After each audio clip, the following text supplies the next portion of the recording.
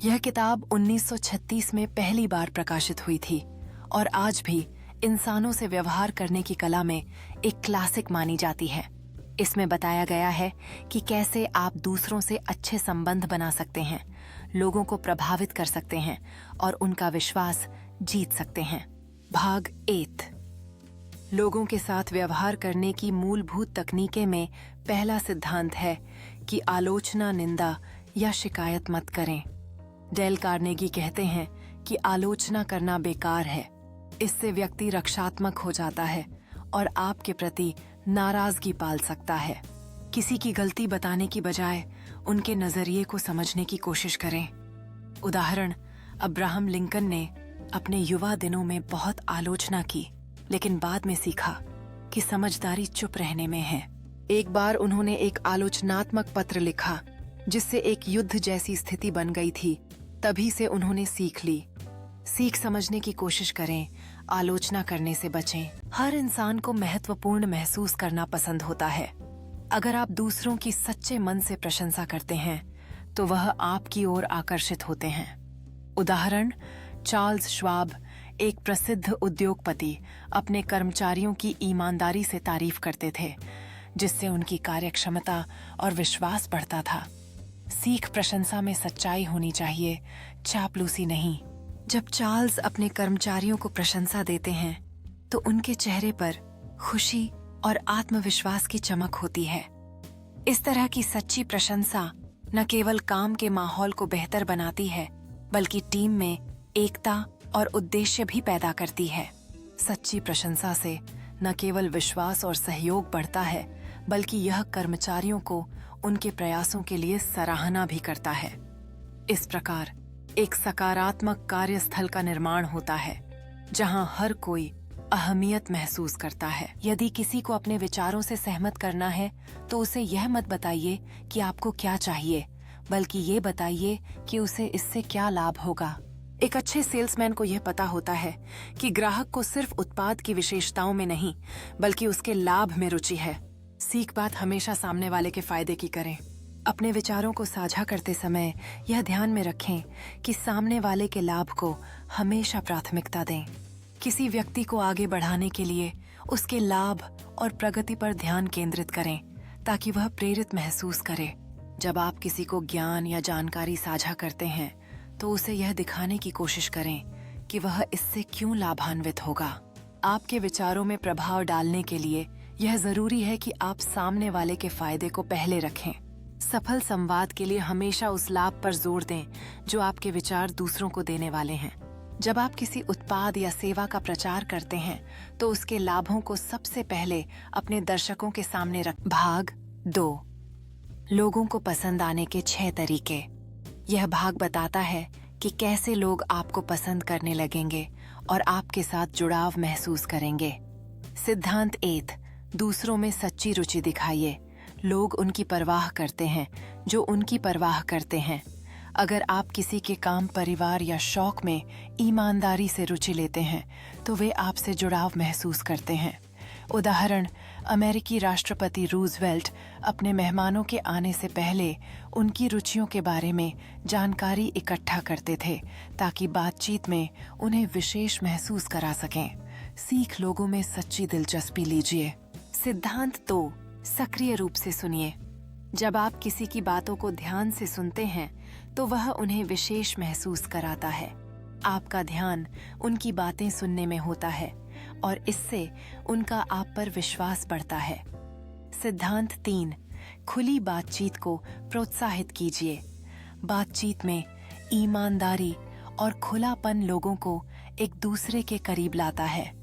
अपने विचारों और भावनाओं को साझा करने से संबंध मजबूत होते हैं।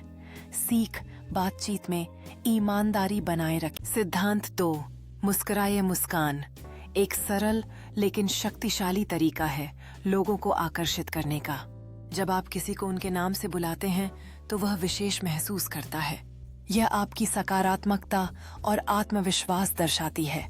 सीख, हर किसी के लिए मुस्कान अपनाइए।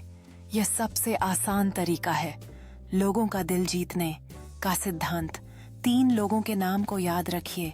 किसी व्यक्ति का नाम उसके लिए सबसे प्यारी आवाज होती है। सीख नाम याद रखिए, यह आत्मीयता का प्रतीक है। सिद्धांत 4, अच्छे श्रोता बनिए। लोगों को खुद के बारे में बताने दीजिए। लोग अपनी बातें करना पसंद करते हैं। अगर आप अच्छे श्रोता बन जाएं और सच में रुचि लें तो वे आपको पसंद करेंगे। सीख सुनिए, बोलने से अधिक प्रभावशाली है। सिद्धांत 5, लोगों की रुचियों की बात कीजिए।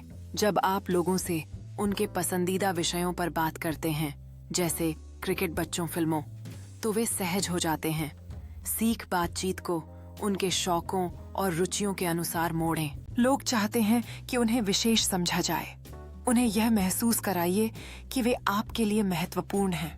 इस भाग में बताया गया है कि कैसे आप लोगों को बिना टकराव के सहमत कर सकते हैं।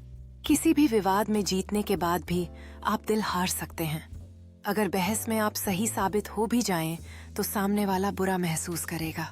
सीख बहस से बचना ही बुद्धिमानी है। लोगों को विशेष समझाने के लिए आप उन्हें अपनी सोच में शामिल करें और उन्हें अपने विचारों का हिस्सा बनाएं। हर किसी को ये एहसास दिलाना जरूरी है कि वे आपके लिए खास हैं, चाहे वो दोस्त हों या परिवार।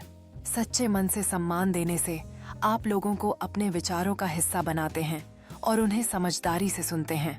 बिना टकराव के सहमत होने का एक तरीका है कि आप अपनी बात को पारदर्शिता से समझाएं और दूसरों की राय का सम्मान करें। आपसी सहायता और सहयोग से ही हम सभी को एक दूसरे की सोच का सम्मान करने का अवसर मिलता है। इस प्रक्रिया में सभी को ये महसूस करवाना जरूरी है कि वे आपके जीवन का महत्वपूर्ण हिस्सा हैं। यदि आप गलत हैं तो तुरंत मान लीजिए। इससे सामने वाले की सहानुभूति मिलती है। सीख यह है कि गलती छिपाने से बेहतर है उसे स्वीकार कर लेना। बातचीत हमेशा विनम्र और दोस्ताना ढंग से शुरू करें। कड़वी शुरुआत से लोग नकारात्मक हो जाते हैं। बात शुरू करते समय मुस्कुराइए और नरमी अपनाइए। हाँ से शुरुआत कराइए। किसी व्यक्ति को ना से शुरुआत न करने दें। बात ऐसे शुरू करें कि वह आपकी बातों में हाँ कहना शुरू करे। सीख यह है कि बातचीत को सहमति की दिशा में ले जाएं। जब आप बातचीत में सकारात्मकता लाते हैं तो लोग ज्यादा खुलकर अपनी बात रखते हैं। यह महत्वपूर्ण है कि आप शुरुआत से ही सहमति की भावना बनाएं ताकि बातचीत सुनने और समझने के लिए प्रेरित कर सके। सकारात्मक संवाद से न केवल विचारों का आदान प्रदान होता है, बल्कि यह संबंधों को भी मजबूत बनाता है। जब लोग सहमत होते हैं तब वे आपस में बेहतर तरीके से जुड़ते हैं। लोगों को अपनी बात कहने दीजिए, उन्हें बीच में मत काटिए। इससे वे अधिक जुड़ाव महसूस करते हैं।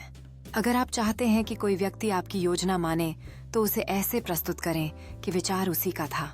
दूसरे के दृष्टिकोण को समझना संबंधों को मजबूत करता है। कहिए, मैं आपकी स्थिति समझ सकता हूँ। यह वाक्य चमत्कारी असर करता है। अगर आप किसी के अच्छे स्वभाव में विश्वास रखते हैं तो वे अक्सर वैसा ही व्यवहार करते हैं। कठिन या गंभीर बात को भी रोचक तरीके से पेश करें, जैसे कहानी की तरह। आपके विचारों को प्रस्तुत करने का तरीका उन्हें अधिक आकर्षक और यादगार बना सकता है। संबंधों को मजबूत करने के लिए दूसरों की भावनाओं को समझना और सहानुभूति दिखाना जरूरी है।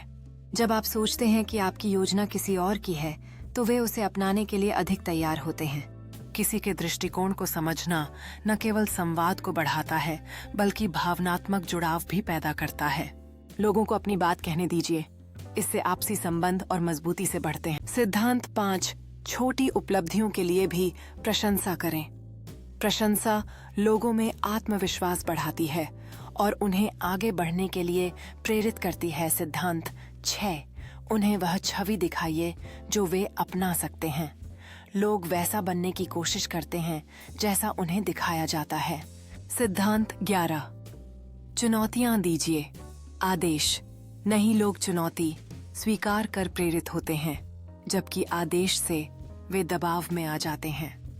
भाग 4, बिना नाराज किए नेतृत्व कैसे करें। यह भाग उन लोगों के लिए है जो नेतृत्व करना चाहते हैं, चाहे कार्यस्थल हो, परिवार हो या समाज। सिद्धांत 8, बातचीत में प्रशंसा से शुरुआत करें।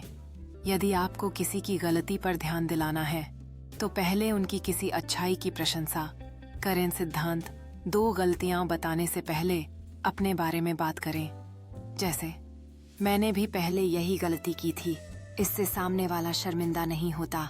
सिद्धांत 3, सीधे आदेश न दें, सुझाव दें। कहिए, क्या आप इस तरह आजमा सकते हैं? इससे वे अपनी पसंद से काम करेंगे।